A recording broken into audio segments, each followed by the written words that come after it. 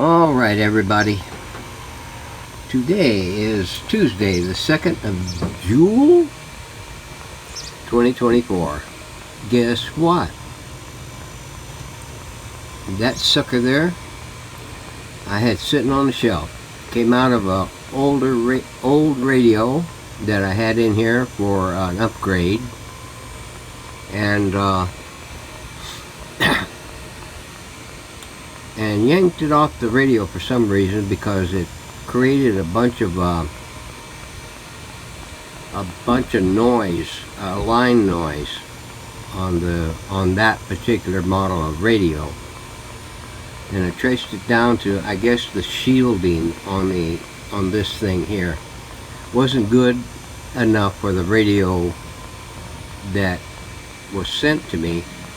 And so I just swapped it out with one that I had for another radio that was almost an exact match. I didn't even have to modify anything on it. This one here is a, what is it? Stand-core radio. It's got dual filament voltages with center taps, and high voltage with center tap, and a primary winding, 120 volts. And I pulled it off and tested it up because I couldn't remember the exact thing that was up with it. I went through, I think, 2 others, and they weren't having it, so I got rid of them. They were clamshell type. This one here, it was producing high voltage.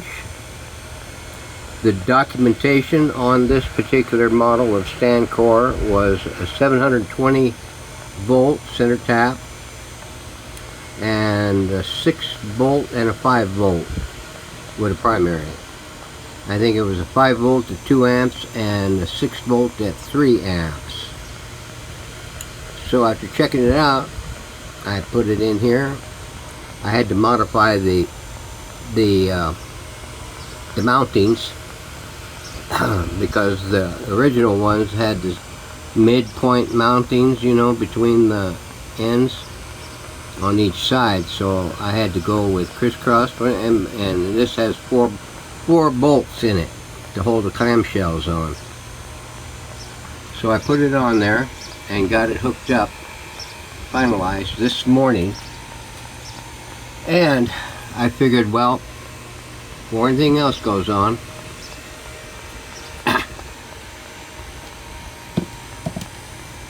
we're gonna get rid of these replacement E-caps that was in here. We got these 2 in, and that one.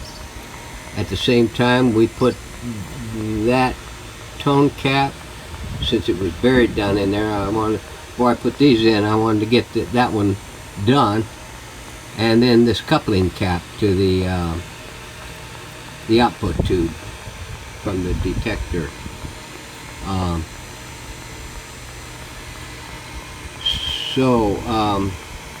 Anyway, we fired it up, and here's the response. Douglas, Graber, and Blinko shades in lovely patterns and textures with child-safe operating systems and blinds for almost any budget. We also offer custom draperies and an extensive collection of tile, laminate, LVP, and carpet to transform your home beautifully. So check us out online and call the picture window. 410 kilocams. It's on only the one bulb, the 100 water. Yeah, there's no eye tube. It's deader than a doornail. And I've got two selected. I just got to take and shove some money at the seller. But I haven't tested the tubes nor capacitors. But all of those are original tubes that came with the radio when I got it. A lot of those are, I don't know what they are. I forget what they are, but they are all the tubes that came on this chassis whenever I got it. So she's functioning, and thank goodness I didn't have to go shopping. Yeah, so we found a little stickiness in the thing, because this this tuner here is geared down here on the other side, and so we're getting it's not a smooth up and down the dial as it should be. So we're going to have to go in there and tweak it a little bit so that we can get more smooth operation. And one other thing that I found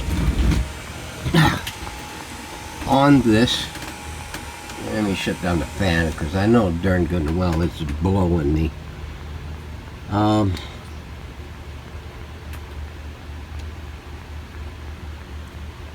I had to shut down the halogens, so they're on battery power. That's the reason you don't get very good light. But let's see. What was it gonna? I was gonna check something else out here. I think. Let me refresh my memories. Yeah. Right down in there, you see that green? I think that one there is out of the one IF can. The other IF can's got the doggone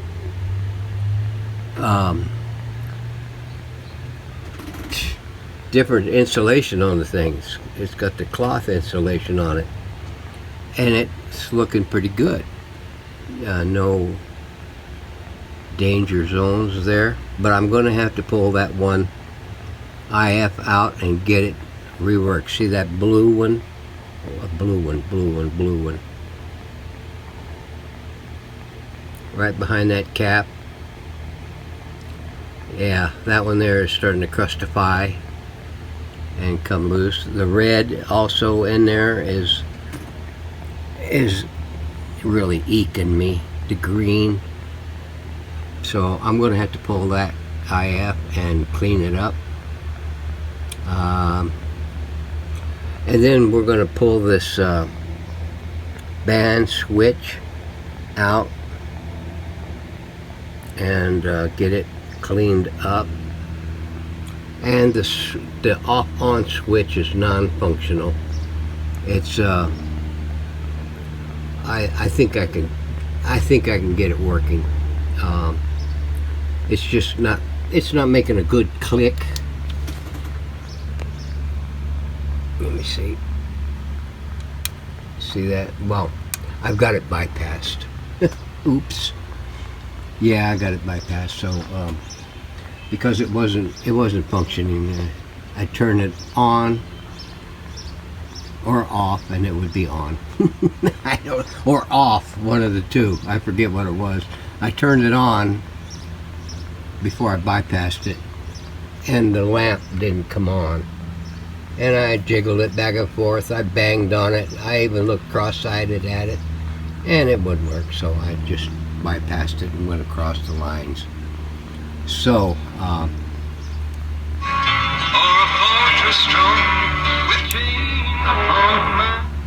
yeah, and then I'm going to have to clean up the voice coil around this thing. It's kind of stressing, but it could be too from all the bad caps in here. So we're on our way to San Jose. We're going to put $100 down and drive a car. Yeah, I wish that was all it cost. So,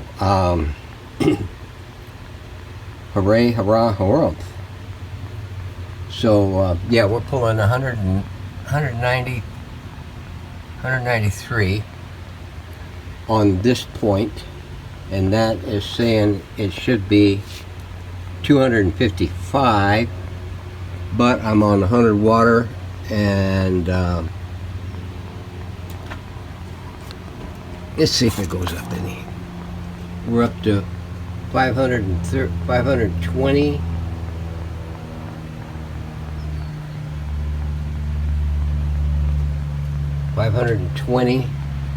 We're 230, 235. 235. And we're supposed to be 255. So we're going to be right there on the fence. And the eye tube is still dead. I thought maybe a little extra power might bring it up to where you could at least tell that there was some kind of green there, but there's not. Now, the only other thing that I gotta take care of here that doesn't show up on the schematic is the eye tube. I've got to track it down the connection points. 5 wires, and find out where they're tying in the circuit, and then draw those in and put the tube in here. And then we will have an upgraded schematic for the 126 instead of, I think the 125, if I remember correctly, I think the 125 is a 3-band radio. Broadcast, police, shortwave, and probably one for the phono input.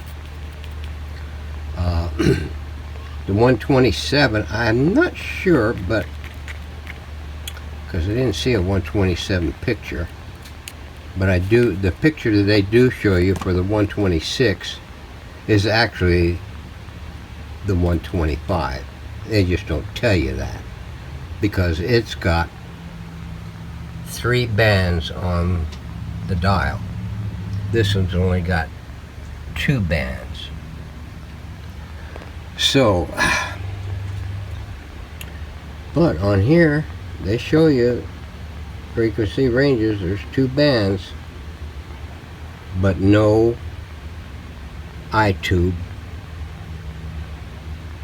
So go figure, Tommy. So let's take care of that, and then in the meantime, we're going to try and get that Philco wound up completely,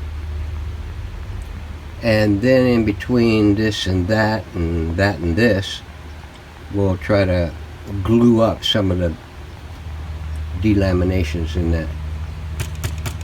in this one's shell. So anyway, thanks for watching. Hope you got something out of it. I know I did. We're going to start going to work on this one and bringing her back to the live world. Yeah, this, you can see this is the green. This green was all, pretty much all over. I mean, not bad, but it wasn't this extent. But you could tell there was a green hue to it. And I think that is caused by electrolysis interaction between metals, and the fact that probably they CAD plated this chassis, and it took on this appearance over time, what with moisture and everything else. So I mean, it's, you can see there the green hue on it. Not so bad on the top, but I mean, we did manage to scratch some of that up so that we could get it clean. So enough gab, we're out of here.